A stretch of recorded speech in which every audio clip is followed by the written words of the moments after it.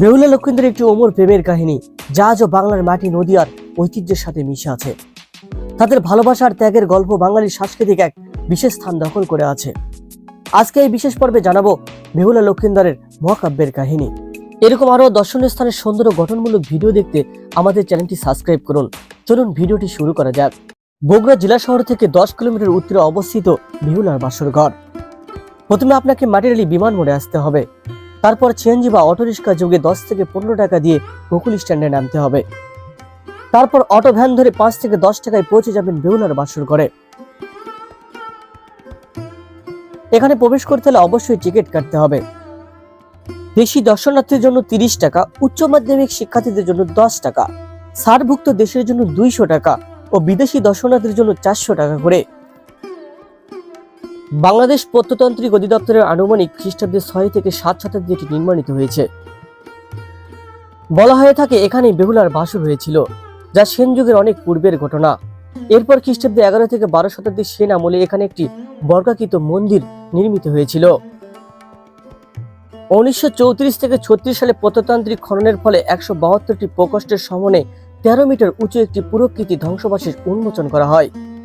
এখানে বহু গর্তযুক্ত একটি ছোট প্রস্তরখণ্ডের সঙ্গে ষাঁড়ের পুঁতিকি একটি স্বর্ণপত্র পাওয়া গিয়েছিল। এই থেকেই ধারণা করা হয় এটি একটি বর্গাকৃত শিব মন্দির ছিল। বিখ্যাত পর্যটক ইবনে বতে এবং ইয়ং সাংয়ে তার ভবনের কাহিনীতে একটি বৌদ্ধ মঠ হিসেবে উল্লেখ করেছিল। আবারও কোনো কোনো ঐতিহাসিক গ্রন্থে এই ম্যাথকে একটি পর্যবেক্ষণ কেন্দ্র হিসেবে উল্লেখ করা হয়েছিল। এটি নির্মাণ করা হয়েছিল প্রাচীন বাংলার রাজধানী মস্তান গড় বা পুণ্ডবর্ধনকে বাইরের শত্রু থেকে রক্ষা করার জন্য। কিন্তু সবকিছু ছাপিয়ে লোককথার সেই বেহুলার বাসর হিসেবেই অধিক পরিচিত এই প্রকৃতিটি। প্রাচীনকাল থেকে লোকমুখে প্রচলিত ধারণা এখানেই হয়েছিল বেহুলার বাসর। চলুন এবার জেনে নেই মনসা মঙ্গল কাব্যের সেই লোককথা। বেহুলা হলেন চাঁদ সওদাগরের কনিষ্ঠ পুত্র লক্ষিন্দরের স্ত্রী। চাঁদ সওদাগর ছিলেন হিন্দু দেবতা শিবের এক কনিষ্ঠ পূজারী। তিনি অন্য কোনো দেবতার আরাধনা করতেন না। অপরদিকে শিবের কন্যা মনসা ছিলেন সর্পদেবী, কিন্তু তিনি কোথাও পুজো পেতেন না। তার পিতা শিব তাকে বলেন যে কোনো শিবের উপাসক প্রথমে যদি মনসার পূজা করে তাহলে মূলত তার পূজার প্রচলন করা সম্ভব। তখন মনসা চাঁদ সওদাগরকে অনুরোধ করেন মনসার পূজার আয়োজন করার জন্য, কিন্তু চাঁদ সওদাগর মনসার প্রস্তাব প্রত্যাখ্যান করেন। তখন মনসা ক্ষুণ্ণ হয়ে তাকে অভিশাপ দেন, তার সবগুলো পুত্রকে তিনি হত্যা করবেন। তারপরে একে একে লক্ষিন্দর ব্যতীত চাঁদ সওদাগরের 6 ছেলেকে সাপের ছোবলে মারা যায়।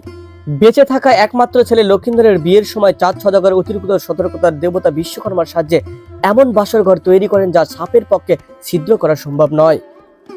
কিন্তু মনসা দেবীর হুমকিতে বাসর ঘর তৈরি করার সময় ছোট্ট একটু ছিদ্র রেখেছিল বিশ্বকর্মা। ওই ছিদ্র দিয়ে সাপ প্রবেশ করিয়ে বাসর রাতে লক্ষিন্দরকে হত্যা করে মনসা দেবী।